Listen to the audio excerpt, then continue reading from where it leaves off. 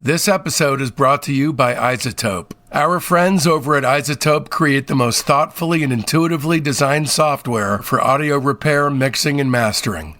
I use their tools every day for the podcast, and I love it. And I think you will too. Go over to iZotope.com and check it out. That's iZotope.com. iZotope. Use the code FRET10 at checkout for a 10% discount.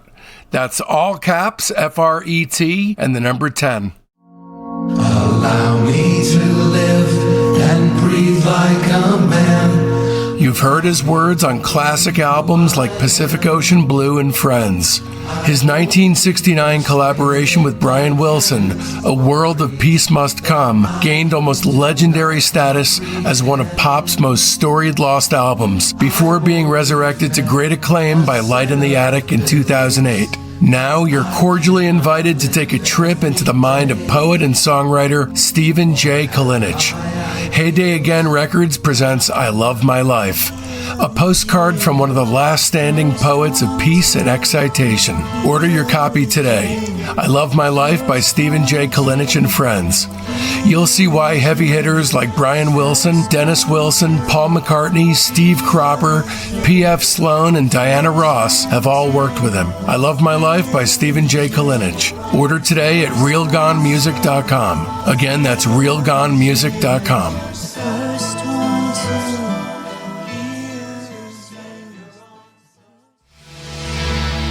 The second single from Future Prophet Records is here.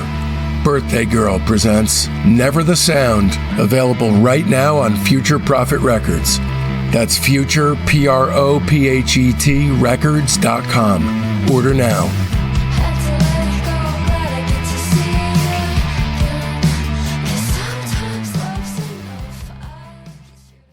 Is Billy Joel the most successful, formerly suicidal human being on the planet? After my deep dive into his river of dreams, I feel I understand why he chose to dam the thing up. Many wives later, and just as many bank accounts sucked dry by them and others, many brutally over-rude tabloid stories later, so many snotty douches just like me, not bothering to take him seriously. So I listened then. I listened over and over and over. And so here is my response. Billy Joel, I love you. I'll keep exploring the gutters too, but that doesn't mean I don't now finally love what you do. He's so reviled. In essence, he's just a human, just like, gosh, people go nuts for like David Bowie. And I think there's some okay songs in there. Seeing him as less of a punchline and more of a real person, it took a key and unlocked a door for me that made this a really important journey for me. That is the last thing that people are really going to expect who know what I do and who know how I felt about Billy Joel. I take him completely seriously now.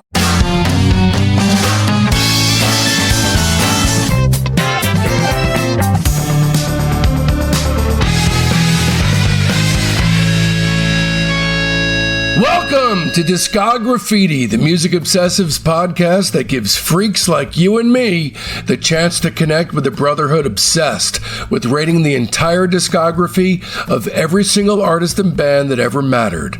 I'm your host, Dave Gebroe, and with 4 new episodes each week, you're going to gain a comprehensive knowledge of an act's history and output in the time it takes to listen to one album. Each new guest swings a hard left into an area you either had no idea you needed to know about or know all about and can't believe you're not alone out there. And in this episode, we'll be turning our spray cans on Billy Joel, along with our special guest, UNREST'S Mark Robinson. In this episode, I talk with the epitome of DIY punk spirit, who can also write a pop hook like the best of them, the great Mark Robinson. Of Unrest, Grenadine, Air Miami, Flin Flon, Uncomfortable Police, et al. And together we discuss Billy Joel's entire recorded output. If you're a longtime listener, then you know that I've harbored a longtime hatred of Billy Joel. So why the sudden turnaround in taste, you ask? Discograffiti's Mark Robinson tackles Billy Joel, but only metaphorically series, dissects every last release Billy Joel's ever had a hand in creating. Part 7 covers the era during which Billy catches his manager's hand thrust deep in the cookie jar. Christie Brinkley divorces him. He stops writing pop music, dips his toe in classical waters. His drinking starts getting super scary. He gets married again. His third wife gives him a rehab ultimatum. He gets divorced a third time and then gets married yet again. And he also manages to make and release Stormfront, River of Dreams, and Fantasies and Delusions. The goal for this and the previous episode was to make great art about bad art, to create 2 podcast episodes in inverse qualitative proportion to the rock bottom records being discussed. Needless to say, Mark and I accomplished our goal. Here are just a few of the many things that Mark discusses with Discograffiti in the last episode of this Billy Joel podcast series. The crazed embezzlement fallout with Billy's manager Frank Weber, why we have Sean Ono Lennon to thank for We Didn't Start the Fire, Billy's Shelter Island sessions, which collapsed and then transformed into River of Dreams, Billy's swerve into the classical lane with Fantasies and Delusions, and an in-depth deep dive on every song off Stormfront and River of Dreams. And away we go then! October 23rd, 1989, Stormfront. Stormfront's the 11th album by Billy. It was his 3rd album to reach number 1 in the U.S. There's a few singles here. I Go to Extremes hit number 6. And then And So It Goes reached number 37. The Downeaster Alexa, number 57. And That's Not Her Style, number 77. It was nominated for 5 Grammy Awards. It won 0 of them. This one went 4 times platinum.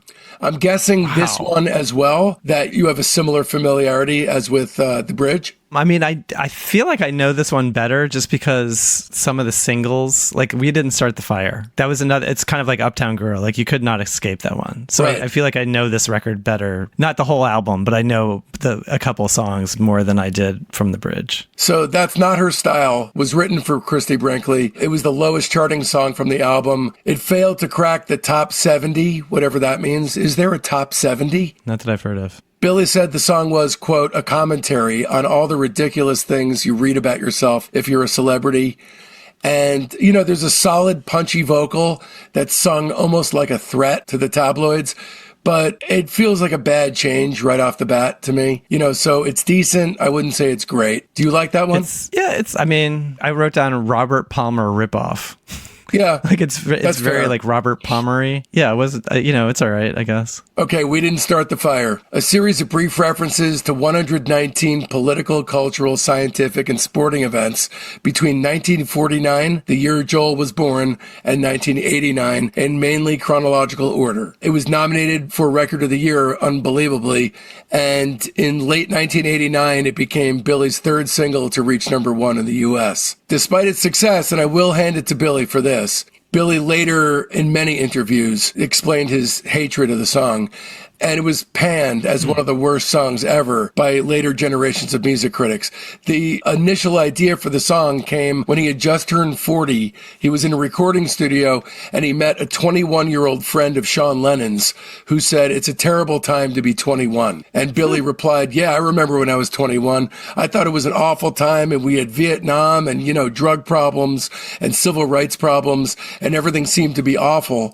And the friend replied, yeah, but it's different for you. You were a kid in the 50s, and everybody knows that nothing happened in the 50s. And Billy retorted, wait a minute, didn't you hear of the Korean War or the Suez Canal crisis? And then that later formed the basic framework for the song. And in 1993, he said, We Didn't Start the Fire is not much of a song. If you take the melody by itself, terrible, like a dentist drill. It's one of the few times I've written the lyrics first, which should be obvious to why I usually prefer to write the music first, because the melody is horrendous. It's like a mosquito droning. It's one of the worst melodies I've ever written. At least he's conscious and aware of it. I'll give it that much. It's funny that you're saying this because I've always thought it was one of the worst songs ever and like one of the most annoying songs. And then I kind of recently realized that the REM song, It's the End of the World as We Know It, is very similar. It is. I think it predates it by 3 or 4 years. It does. By 2 years. But weirdly, now that I've had to listen to this for this podcast, I'm like, these lyrics are kind of clever. I don't know. Like, whereas before I just like had to put my fingers in my ears. Now I'm kind of listening to it a little bit. But yeah, I think it's one of the better songs on the record, I guess. I definitely don't agree. I really don't like it. And it's not... I mean, that's saying it's one of the better songs on the record is not saying a lot. It's not saying a lot, I know. Then comes the Downeaster Alexa, which kind of takes his thing as... Oh, by the way, we should probably say that the recording of Stormfront commenced in 1988 and coincided with him finding out about Frank Weber. So in August 89, just before the album was released, Billy dismissed his manager after an audit revealed massive discrepancies. He sued Frank for $90 million, and in January 1990, Billy was awarded $2 million in a partial judgment against Frank Weber. And I didn't know this, but Frank countersued. Can you believe that? The balls of some people. Anyway, well, I don't know what actually happened, so I can't. Right. But I know what I was told by a TV show, and the balls of that guy to have done so. So the Downeaster Alexa, why I bring that up here is because it takes Billy's station in life with having been ripped off and on his last legs and gives it a twist in narrative, and it's sung through the persona of an impoverished fisherman off Long Island who's finding it increasingly hard to make ends meet and to keep ownership of his boat. So it's Billy as an impoverished fisherman. I think it's a good vocal, but ultimately I kind of find it hard to connect with the down on his luck fisherman side of Billy. Nor is the sea shanty my favorite of his genre shopping excursions. So yeah. I'll say it's decent, but not great. It's awful. So here's the one I love. I Go to Extremes, I think is amazing. I've always loved this song. Even when I hated Billy Joel, I thought it was an outlier. Like, wow, I really like this record. It apparently, according to Billy, is an apology that's directed to Christie Brinkley for his erratic personality. In live concerts, he would jokingly create new libertario-esque lyrics for the chorus, such as I Go for Ice Cream. I think easily this is the best song on the record. It's a less brazenly foolhardy and more penitent twist on You May Be Right. As I see it, it's like, you know, instead of like, I'm going to wear this as a badge, it's, you know, I'm sorry, please forgive me for acting this way. It's like him reflecting on the reality of his alcohol-tamed personality disorder more honestly and realistically. Yeah, it's okay. I don't know. I think my favorite song is not this one. Okay, Shameless. Shameless was covered by Garth Brooks, who made it a monster hit. Oh, did not know that. It was his 7th #1 on the country charts in late 91. So in 93, on stage in Boston, Billy introduced the song by saying, I wanted to write a song like a Jimi Hendrix song. Back in the 60s, he was one of my idols. So it went from Jimi Hendrix to being a country song. So it's an interesting life that the song had. I'm not wild about it, but it's got one of those 1970s style rock gospel hybrid type song constructions that lends itself really well to a country hijacking. So I'm kind of moved by it, despite my best intentions to resist its MOR appeal. I think it's decent. I wrote down awful. But really? It is interesting, the country music thing, because you can still even hear like the whole history of country music. And at some point in like the late 60s or early 70s, country music just started sounding like every other kind of music. And if you just had a singer with like a little southern accent or somebody singing about a pickup truck, all of a sudden it's a country song. It's a terrible thing that happened. It really is. It is. It was a legitimate, it was a totally legitimate genre for a long time. Sure. Right. Yeah. Now it's kind of like, is it rap? Is it pop music? I'm not really sure. Yeah, so I was not a fan of that song. Okay, second side, we flip this motherfucker and we have the title track, which is something of a metaphor for Billy and Christie's deteriorating relationship, not to mention his deteriorating songwriting skills, because this limp white funk gurgle's got nothing to offer, and it sounds exactly like Sledgehammer. And in fact, Billy has said in interviews that he was, quote, inspired by Sledgehammer for the, quote, driving rhythm section when he was writing this, but it really is like a Xerox copy of the song, and it's just awful. I mean, it sounds exactly like it. Peter Gabriel, for those of you who were wondering what Sledgehammer was. Yeah, no, it's terrible. Yeah. Leningrad, written by Billy about a Russian clown named Viktor Razanov, who we met while touring the Soviet Union in 1987. And, although overly serious, I think, and a bit stuffy for being, in essence, an arena rock power ballad, this one just squeaks by into decent for me. Yeah, not a fan. Not a fan. I do love that he toured. I mean, how cool is it that he played in the Soviet Union? Yeah. That whole part of the documentary was kind of cool. Yeah, it was decent. I mean, when they started talking about that stuff is when you knew it was going to wrap up soon. State of Grace. State of Grace is a just decent melodic tea leaf reading, seemingly portending that Billy knew just around the corner that Christie would be leaving him. I don't really like the song too much. No, you're right. When in Rome, another shitty song. I mean, this one's really shitty, though. I wrote, just like the shitty title track, here's yet another disposable slice of white funk with its coal-stuffed butt cheeks clenched so tight that it shoots out a machine gun spray of duty diamonds. Yikes. How many words have you used to describe human excrement just today? Just on this one recording. Look, this is the wonder of the human language. The art. The English language is so beautiful because every other language has one word for duty. Right. We have 1,000. This is what you're bringing to the music podcast genre. I like to think that there are one or two other things. All right. And so it goes. The other great song on the album. It's nice that there's two at least. This is the only song on Stormfront that could have fit on any of his past records. It was written in 1983, but not released until 6 years later.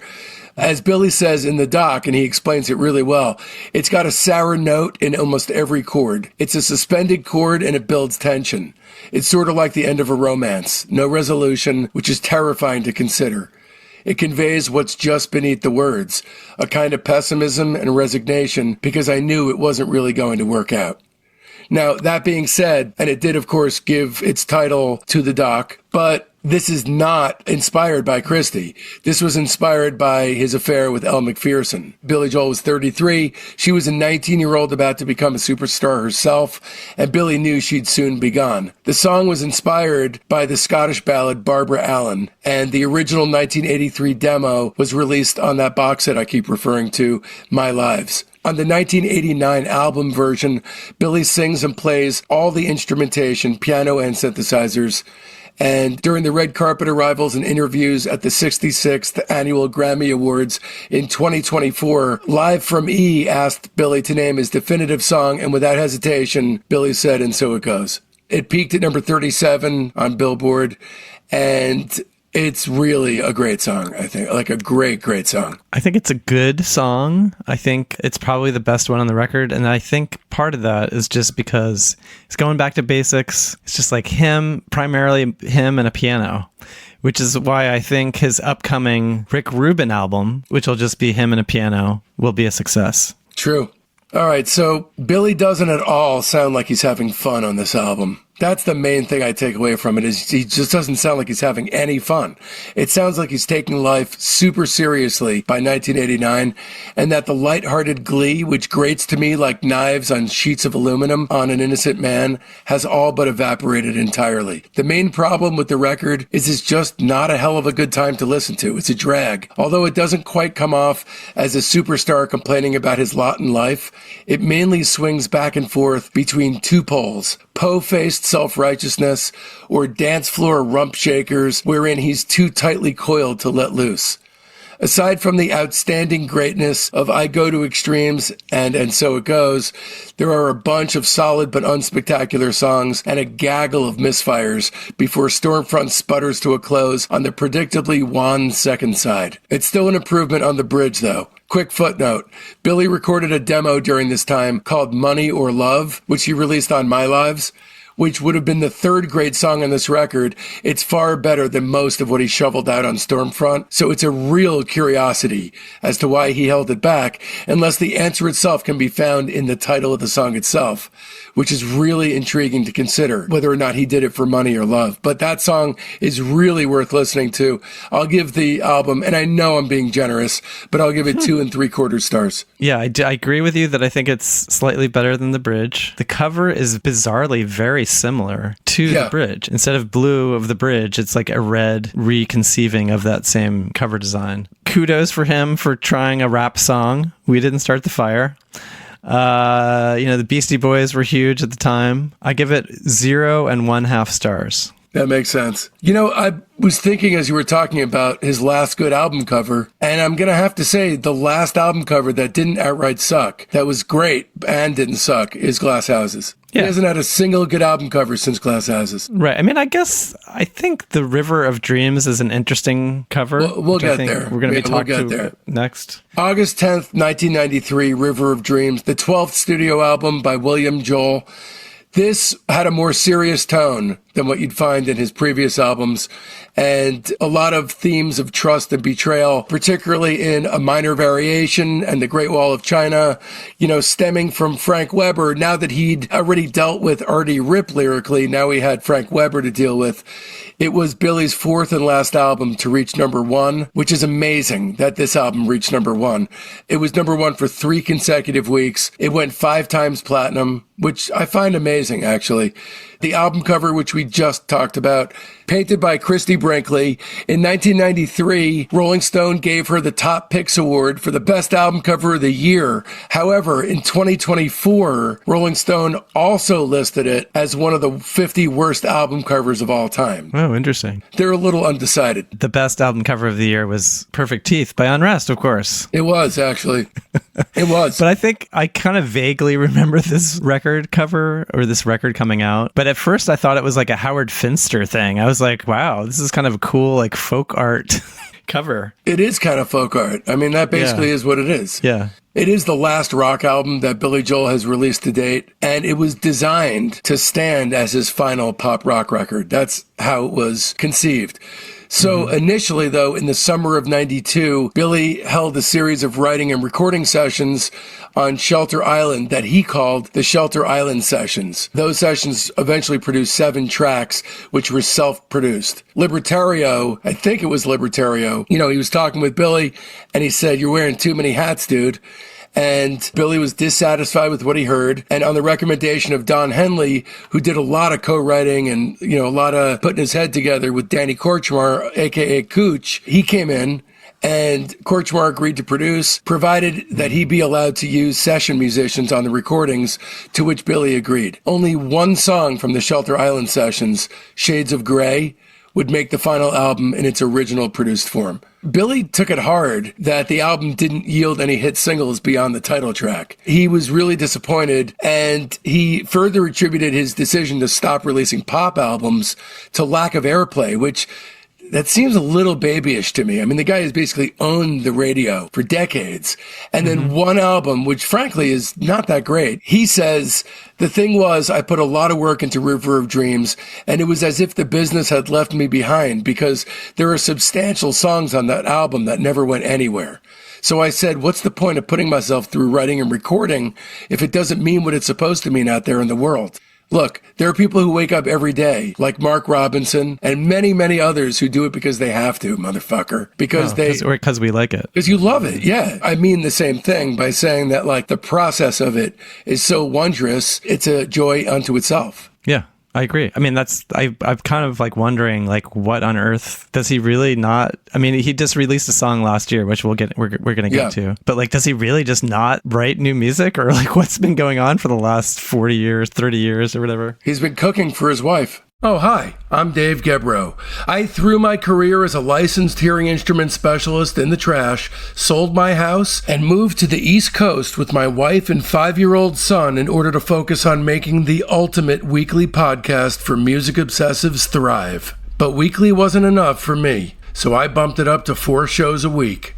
Becoming a subscriber to Discograffiti's Patreon gives you access to hundreds of exclusive episodes. As a 2-show per week private, you get the weekly show by and for our Patreon family, the Discograffiti Soldiers of Sound podcast. As a 3-show-a-week lieutenant, you'll get early release, ad-free, extended director's cuts of the main show. They're the shows as they were intended to be heard. Plus, you'll gain access to half the Patreon archive and the upcoming Beach Boys Behind the Mirror companion episodes, which will feature dozens of special guests from within the Beach Boys camp talking about and rating their music. But as a 4-show per week major, you'll be drowning in a flood of must-hear binge listening, because I'll be bombarding you with episodes about super cool bands that are too subterranean for free Fridays. It's like going to music college, but with a tuition that makes all kinds of sense. Plus, our entire Patreon archive is yours. Discograffiti's Top 10, our Buried Treasure show, Rock Cousteau, our Slag Off show, Queasy Listening, and the Private Press with Paul Major. And all that for the price of only a cup of coffee a week. Times are tough, you say? Fret not, because there's a $1 tier. Or you could just join as a basic member and buy episodes piecemeal from our Patreon shop. Don't risk feeling badly about yourself by not giving. Check out patreon.com/discograffiti to find the tier that's right for you. Once again, that's patreon.com/discograffiti. This episode is brought to you in part by Bespoke LA. Located in the Fairfax district of Los Angeles, Bespoke LA is the modern podcaster's dream come true. It's got 2 podcast pods available, one with audio only and the other with both audio and video. Just think, you can start your own podcast tomorrow without investing a single penny in equipment. What, you don't have experience editing? Don't even sweat it. For an additional fee, Bespoke LA can edit your podcast. Or not, it's entirely up to you. Rates start at $75 an hour with discounts if you book 4 sessions at once. Go to bespokela.com/podcast. That's BSPOKELA.com/podcast for more information or to book your time today. And be sure to tell them that Dave sent you for a one-time 25% discount. So, Track 1, No Man's Land, the second single from the record. It's like a negative on Suburbia song, which I can always get with that kind of message. And it peaked at number 18 on Billboard. But the issue here is not, because he had that song about Suburbia on Street Life Serenader, and I loved it. But this is a really nasty and grouchy song. It could be my least favorite song on the record. Just a terrible, preachy opener. Like I said, I hate the suburbs, but this song just leaves a rancid taste in my mouth. Don't you live in the suburbs? I do, but only because I have to at the moment. I'm not a huge fan of the suburbs. I grew up kind of disliking them, but it's the way that he sings the song. There's really a kind of bite the hand that feeds you sort of vibe to the record. I wrote down not terrible for this song, which means it's terrible adjacent. Okay, The Great Wall of China, a.k.a. Frank Weber, How Dare You. This is the closest that Billy Joel has come to a diss track next to Stiletto. And for a guy who really stuck it to Billy, he's pretty protectively obtuse in his wordplay. I can't see how this stung Frank all that bad at all. I mean, the guy got off pretty easy, if you ask me. And the song's another bust, unfortunately. It's a pretty flaccid attempt at rocking out, which by this point, I mean, it was very few and far between where Billy was able to convincingly rock out. You love this song, don't you? I thought it was okay. Like, I could get through it. I have a fact check, unfortunately, on something that I said a long time ago on this Bill Joel podcast that we're doing. I think I was relating that Liberty's name, that was a nickname and not his real name. And it's not Liberatorio or whatever we've been saying. It's Liberatori. Oh, that's okay. That's close enough. So I apologize. I was so nervous, dude. Mr. DeVito, I apologize. I was so nervous that you were going to say it was something like, Frank, because it's become the running gag of the whole show. The whole series is Liberatorio. Right, I know. Do you think do you think Bill or Liberatori will ever listen to this? That'd be kind of cool. I'd like to think that they both will together. Yeah, okay.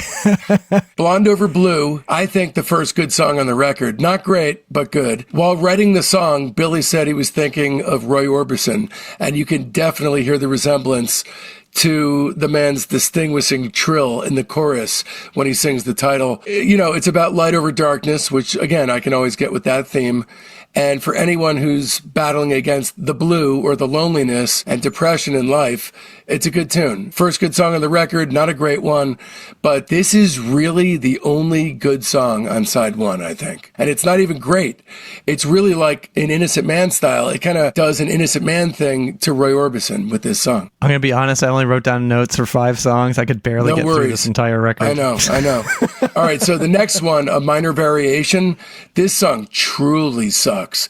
So this is an anti-Frank Weber song, and it's based off of a really annoying descending riff. It's a 3-note riff that runs through the entire bloated 5.5-minute runtime. And it's conjoined with this constipated John Popper faux groan of a vocal that is really bad. It's the only time Billy's ever sang like this. And it is bad, like real bad. Notwithstanding you having any notes on this or this being one of the 3 songs, which I doubt it would be, right? I don't have notes on this one. Okay. Shades of Grey. Terrible. Shades of Grey. Why is this song a Boston's More Than a Feeling sound-alike? I have no idea. He doesn't sound like Billy Joel in this. The whole song sounds like More Than a Feeling. And why that song? This is from the Shelter Island sessions. Billy sounds like a totally different human being here. It's a weird stab at actual hard rock, and probably the closest he's come to Attila in 33 years, but ultimately it's kind of a mixed bag. His vocal is intriguingly youthful. He comes off kind of like Mickey Thomas adjacent, like Starship. It really sounds like that. Yeah, so I don't get what's going on with this song at all. Do you have any clue? None? I need some answers on this one. I mean, that's why we have to get Bill on. We need to do an episode with Bill. This is the one that goes da da da da da da da da da da da da da da da, like literally that with no lyrics. Your version is much better than the Thank you. Recording. I wrote so many questions, so few answers. So yeah, I don't get it. All About Soul is the 3rd single, featuring backing vocals by Color Me Bad. Peaked at number 29 in the US. His final top 40 single. There's an unfinished demo version of this on that My Lives box set called Motorcycle Song. And literally up to this point in the record, there's 6 songs. I only count 1 halfway decent song and 5 tunes that range between stinker and mediocre. Then he solves the issue that's been plaguing him his entire career. And he comes out with a B-side that's better than the first side. Unfortunately, the first side's so bad that literally anything would have been better. So first there's Lullaby, Goodnight My Angel, the 4th and final single from the LP, inspired by Alexa Ray, his daughter. It peaked at number 77. It's this really convoluted history that it has to it. It was originally written as a prelude to the song The River of Dreams as a monophonic Gregorian chant. Oh, interesting. And then it goes on, but it's just not good enough a song to go run down the entire history of that. It's a pretty song. I don't think it's a great song, but it's pretty. Do you like this one? I think this is the only one this is my favorite song from the record. And I think it almost, and it's again him primarily with just a piano. So it has that Billy Joel sound, and it almost sounds like it's, like an outtake from like Cold Spring Harbor or something like that. I'm not saying it's like that good, but it's stylistically. It's decent. And then River of Dreams, which, he talked about, this being literally a dream that he had. And then he ignored it and couldn't stop singing it and was like, all right, fuck, I'll do it. It was the first single from the album. It peaked at number 3 on both the US and the UK charts. It's Billy's best charting single of the 90s, as well as his final top 10 in either country to date. It also hit the top spot in Australia, New Zealand, and on the Canadian and US adult contemporary charts. It borrows liberally from black gospel music and spirituals, and, has some elements of doo-wop in it as well. There's a gospel choir, and the lyrics deal with inner peace and the afterlife. And, there's a spot where Billy can be heard singing the Cadillacs version of Gloria as the music fades out. This is probably my second favorite after the final track. First of all, I think it sounds like a ripoff of like Weemaway to me. Yeah, there's that. And I wrote down awful. I didn't know it was like number 3. Like, why is he complaining? He's complaining just because he got one gigantic hit and not like 4 hit singles. I know. That seems like one of the only whack things that I've ever come across quote-wise. Because otherwise, he's pretty fair about his stuff. He knows when he's written shitty stuff, and sometimes he dismisses what I think are really good things that he's done. But, he's way off target here. 2,000 Years is, to me, the weakest song from this final blast of Billy's songwriting fire during this run to the finale. But what it does do, and I think this is a pretty solid thing that it takes care of, is it takes on the pomposity that otherwise would have wrecked Famous Last Words, and allows the final track to not only breathe, but to play out in a winningly understated way that makes it as moving as it is. So instead, 2,000 Years sponged off that pomposity, and, this is the heavy track. Mm-hmm. So it performs a function, I think. And then Famous Last Words, I think, is terrific. It's him looking back on his career, and he dots what I think is a beautiful lyric with a smattering of understated Easter eggs that keeps things fun and light and totally sidesteps the quicksand into which this undertaking could have easily sunk. And he really makes the most out of the moment and doesn't stay in it a second too long. I think it's by far the best song on the album.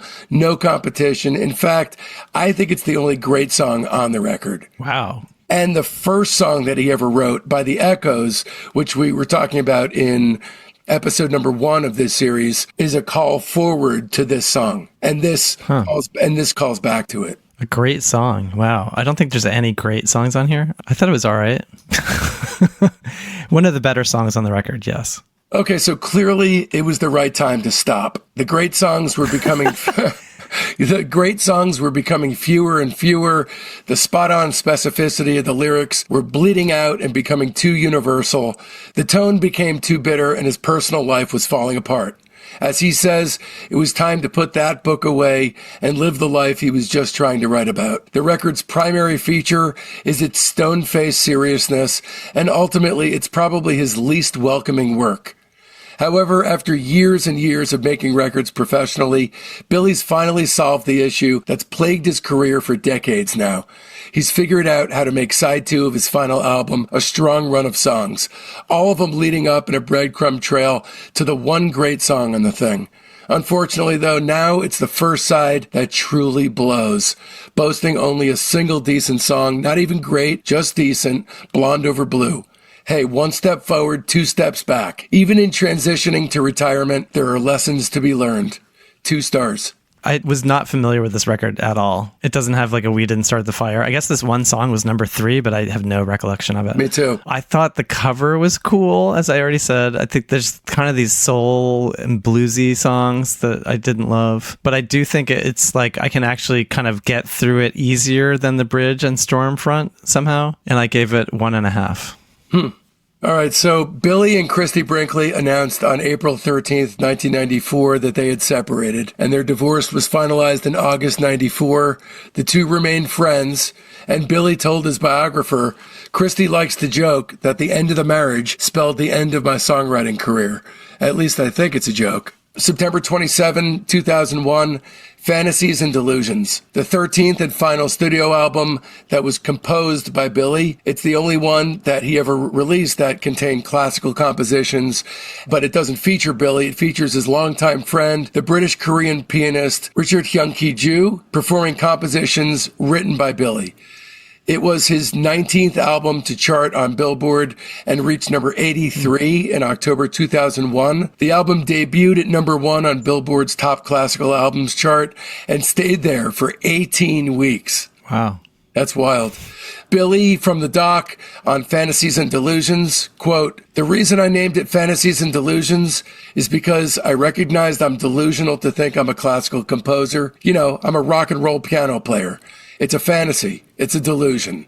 Let's call it what it is." So again, the guy's cool. He's got a pretty good level of self-awareness, I think. This was recorded in New York with help from veteran production coordinator Bill Zampino and Richie Cannata, who left the band, before Glass Houses, I believe. Later, the album was re-recorded in Vienna, Austria for final release. The cover design is based on the covers of the Schirmer's Library of Musical Classics sheet music books. And Gramophone UK called the album a pleasing, undemanding sequence of classical pieces from one of pop's giants. I don't have a ton of things to say about this. It was nice to listen to. Yeah, it was pleasant.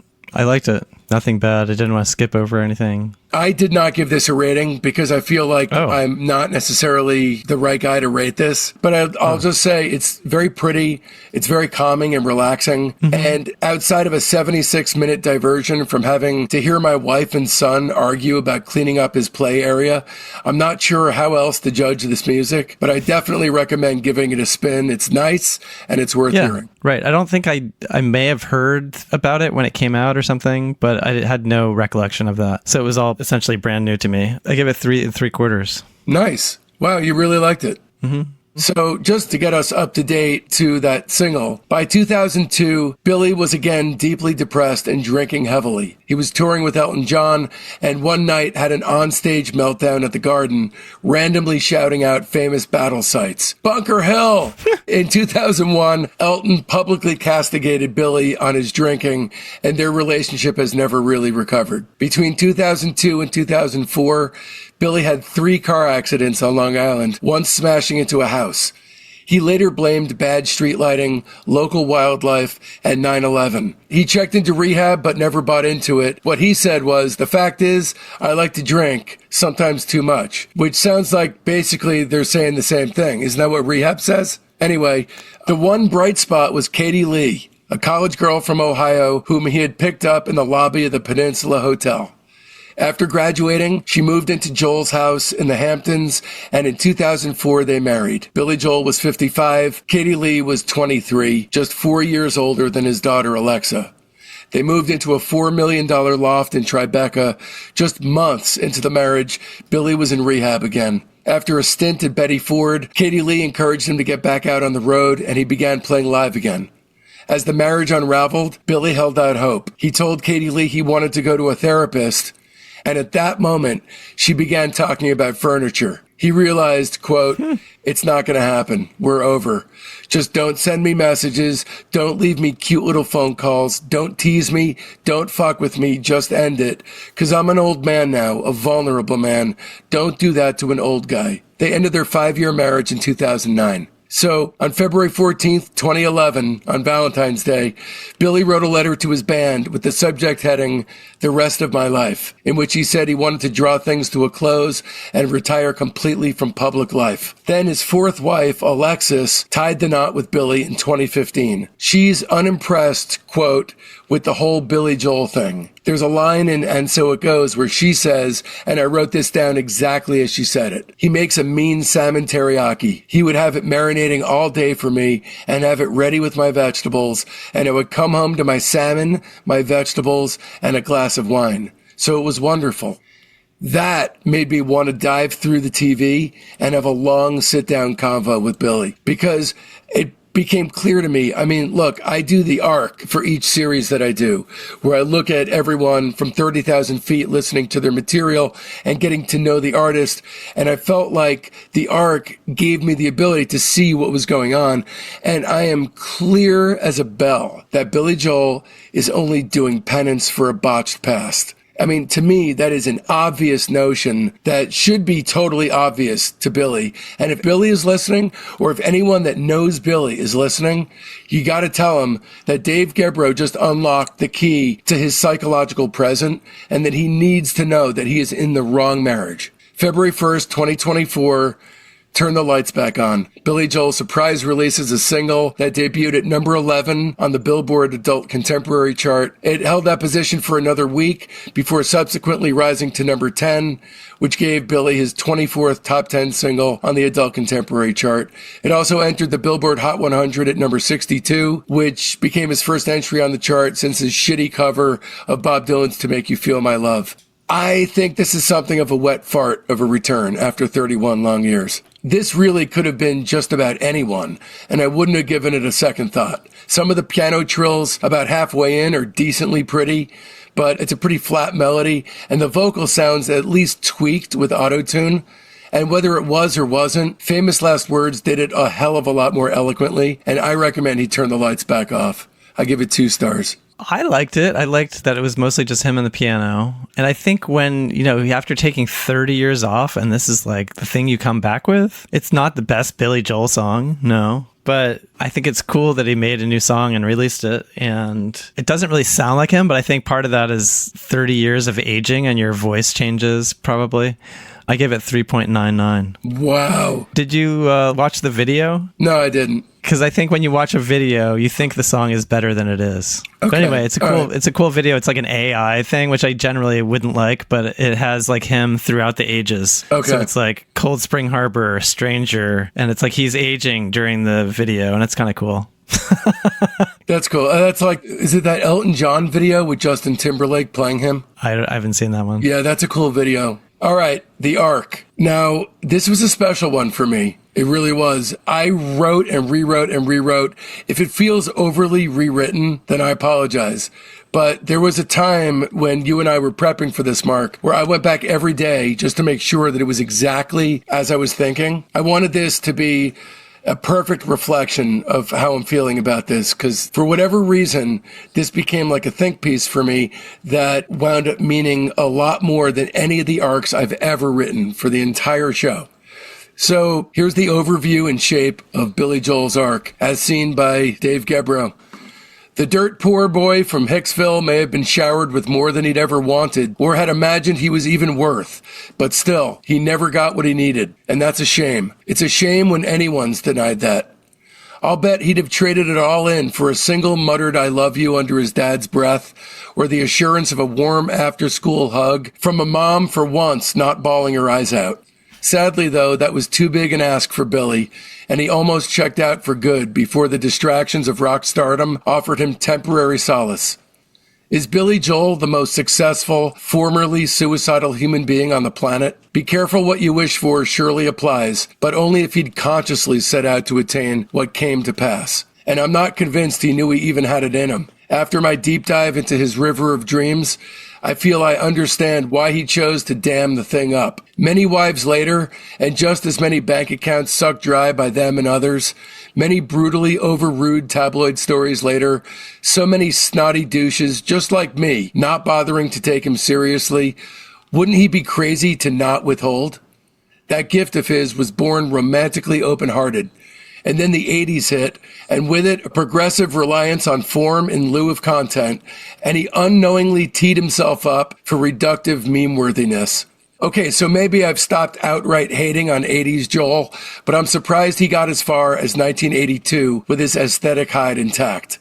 Billy Joel is a miracle. Strip away your preconceived notions of the man, as I have, and you come face to face with a manic depressive who goes to extremes with either sadness or euphoria, yet somehow also managed to be universally feted as the standard normie's go-to piano man. Who am I then to deny the craft involved in his work? Who am I to hold its effect at arm's length, to bypass a connection? Sure, giving in and conceding to lemminghood gives me the existential jitters. It makes me feel infinitesimally small and unseen. But is it really hipper to dig deeper, to explore the crevices, gutters, and byways of obscurity? Or is admitting love for the best of what Billy's given of himself the coolest possible gesture to make? Why even bother making a cool gesture at all? Why not just listen and respond? So I listened then. I listened over and over and over. And so here is my response. Billy Joel, I love you. I'll keep exploring the gutters too, but that doesn't mean I don't now finally love what you do. I even respect your mistakes. Yeah, that's right, even the gutter balls. So thank you for making the notion of an average seeming stumblebum scooping up supermodels something with which I can connect and even view as conceivability. Thank you, too, for donning those boxing gloves as a kid, only to then get the shit beaten out of you. I'll tell you what, I'll do my part and I'll take one on the chin for you anytime. It's the least I can do. My top 3 records, in order, actually, I'm going to go top 5. My 5th favorite is 52nd Street. My 4th is Cold Spring Harbor. My 3rd is Turnstiles. My 2nd is Street Life Serenade. And number 1, obviously, is The Stranger. Worst album is easily An Innocent Man. I didn't realize I was supposed to write a 10-page essay on this. No, you weren't. But what you wrote was beautiful, and I like the way you wove a few lyrics in there. I saw the documentary, and then I recalled, having glass houses and purchasing that album and some of his other songs. And he's so reviled in general that I was thinking, he has some good songs. I think we should talk about him on the podcast because in essence, he's just a human, just like, gosh, people go nuts for like David Bowie, or he's just a human like Lennon and McCartney, and he's just trying to make music. And he did some, even though there's so much pastiche, especially in the 80s, that he did have his own thing. And I think there's some okay songs in there. I think seeing him as less of a punchline and more of a real person, it took a key and unlocked a door for me that made this a really important journey for me. That is the last thing that people are really going to expect who know what I do and who know how I felt about Billy Joel. I take him completely seriously now. And I feel bad for him through the 80s because he really, truly had it all. And, you know, I don't think he's a happy person now. And I don't see a guy who is married to the person he's married to and slaving over a hot stove every day for her as doing it because he really feels like he wants to genuinely do it. I feel like he's trapped in a karmic cycle, and I can see why he is. But I hope, honestly, that she's at least good to him, that she at least blows him once in a while or something, because, you know, she's getting the better end of the deal. And I think the other reason I wanted you to do this was that I have not listened to every single episode of Discograffiti. It's on my list. But it seems like you do a lot of shows where you like are complete, like a super fan, I think is what you call it. And I thought it would be cool because I think when I first mentioned it, you said, I hate Billy Joel, which is what most people say. And I was like, well, you should, you know, it'd be such a cool thing for you to do this because it's different than what you've done before. So I'm kind of happy that you've done it. This, to me, is a very important series. It really is. I got the perfect guy to be in it. You kind of audition yourself. I mean, you basically, you pitched me on it. Your revisionist history is not appreciated, but you... But, you know, this was a hell of a good time, and it's not down, you know, the expected avenue of either of what we do.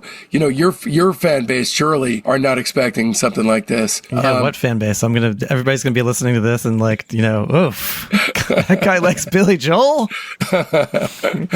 As long as Green Day doesn't follow this one up, I'm good with it. Oh, right. Speaking of which, Billy Joe from Green Day is the Billy Joel of the 90s. And the Perfect. 2000s. Perfect. This was great. Thank you, Mark. I appreciate it, man. All right. Thank you, dude. All right. That about does it. Stay tuned because next week brings upon us our Happy New Year's special. It's a glimpse into the demented mind of a man who's very important to this show, but his identity is a secret, so you'll have to tune in to discover who I landed for the first interview of 2026. Okay, here's the week up ahead. This Sunday, our weekly show within a show, the Discograffiti Soldiers of Sound podcast, drops for our Patreon's private tier. These are real people with talent and a burning fire deep inside, just like you and I. Then come Monday, the major tier gets a very special treat. Monday's bonus episode is another Chuck Chat from the Chuck Granata Pet Sounds interview series, this one with Hal Blaine. If you prayed for all the things you wanted Hal Blaine to talk about in a stream of consciousness style without a filter, this is exactly the interview you'd get. What it was like to work with an acid-addled Brian Wilson, how it felt working at the Beach Boys home studio with the rest of the group, attempting to work with the producer Joe Thomas, how it felt having Murray Wilson around, working with a wildly inebriated John Phillips, and how Hal feels he got accepted into his senior living community. There'll be a very short sneak peek running publicly for free on Monday morning, but the entirety of the show will only be accessible on the major tier of our Patreon. And then on Wednesday, the Lieutenant tier gets their early release, ad-free, super extended director's cut of our Happy New Year special. It's the episode as it was truly intended to be heard, with all the essentials left intact. And then come Friday, everyone else gets to join in on the action. A heartfelt Discograffiti thanks goes out to my beautiful wife and son, Jen and Mason, Mark Robinson, Billy Joel, Rudy Fishman, Becky Boyd, Bespoke LA, my mom, my dad, my incredibly loyal fans, and especially the entire Patreon community, the Soldiers of Sound. I love every last one of you, and this show would not exist without you, my friends. Speaking of friends, it's high time for some new ones. They're in our Facebook group, Discograffiti Soldiers of Sound. That's the best way to find out what's coming up on the show, but there's a hell of a lot more. You get recaps of the day in music history, the ability to pitch questions to guests, polls that put you in the driver's seat on guest and band decisions, access to a thriving creative hub if you're looking for a collaborator, and much, much more. So make sure you don't miss out. You can find the link to the Discograffiti Soldiers of Sound Facebook page right there in the show notes. And if you don't mess with the Zuck, no sweat. Just email me at info@discograffiti.com and I'll keep you in the loop. So now that it's done and you want more, another way to dive even deeper into that liminal zone right smack dab in between Mark Robinson and Billy Joel is to leap head first into Dean Wareham Rates Galaxy 500. That's episodes 205 to 207.